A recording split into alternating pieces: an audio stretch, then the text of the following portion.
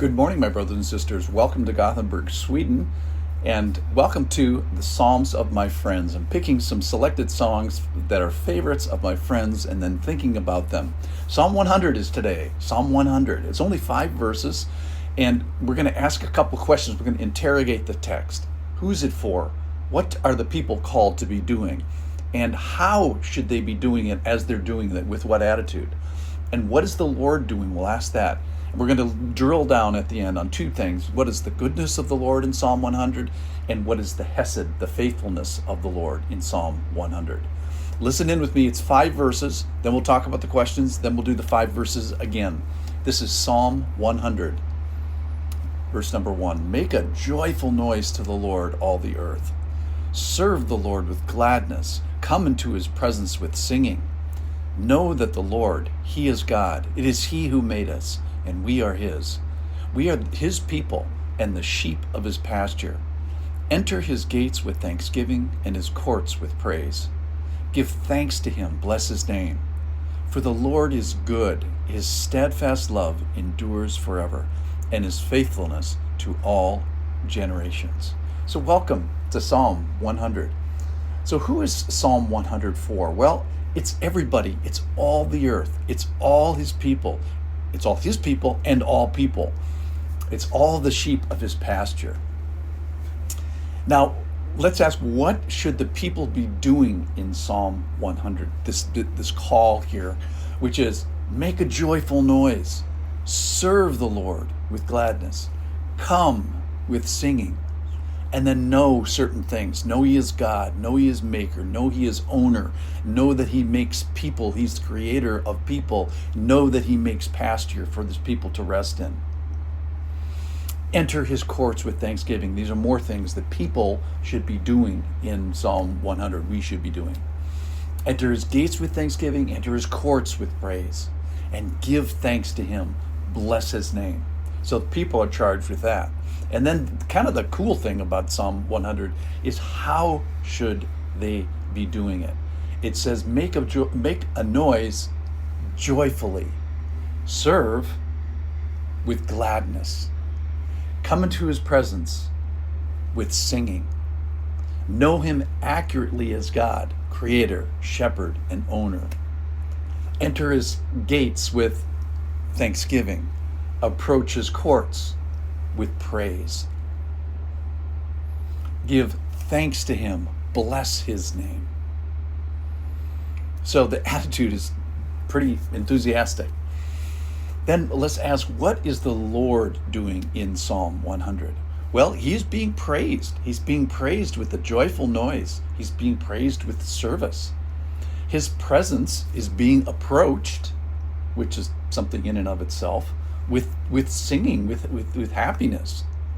And then he continues, he states he is God, he is creator, and yet he is shepherd of these people.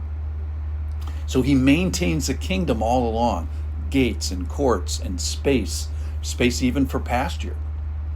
And he rightfully receives the thanks and praise and blessing of his people. So let's ask the 2 drill down questions a little bit. What is this goodness? So essentially in his character is he is being good, for the Lord is good. Without him, we wouldn't even know what goodness is. It reminds me of the passage in Hebrews chapter 11, verse 6. Whoever would draw near to God must believe, so he has to know something about God and believe in that one thing, is that he exists, so that God's real. But then this is the one that applies to the psalm here. And that he rewards those who seek him. In other words, that he is good, that he is a rewarder, that he is a good God, essentially. That doesn't mean he's not without judgment, not without wrath, but those are also even part of his goodness.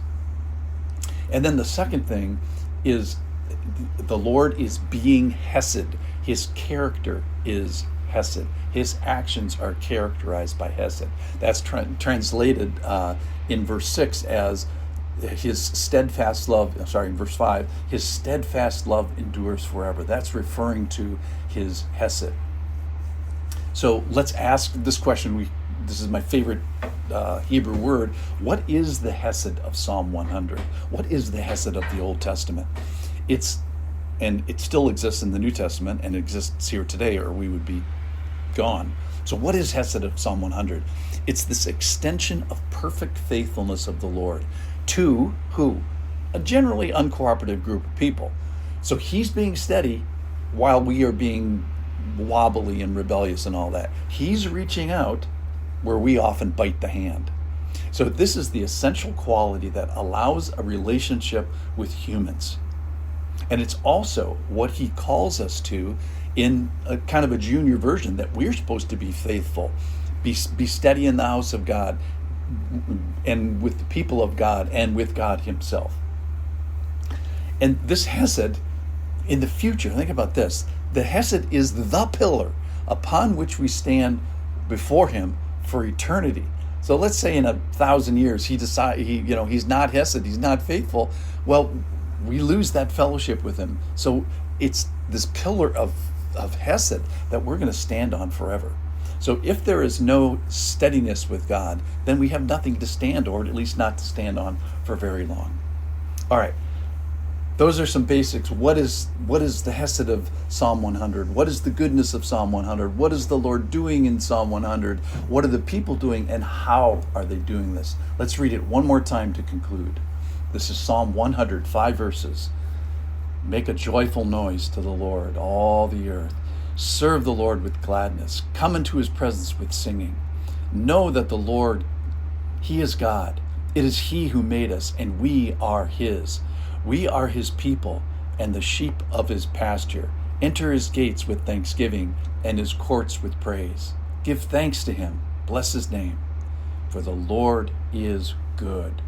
His steadfast love endures forever, and his faithfulness to all generations. Thank you for being with me in Psalm 100.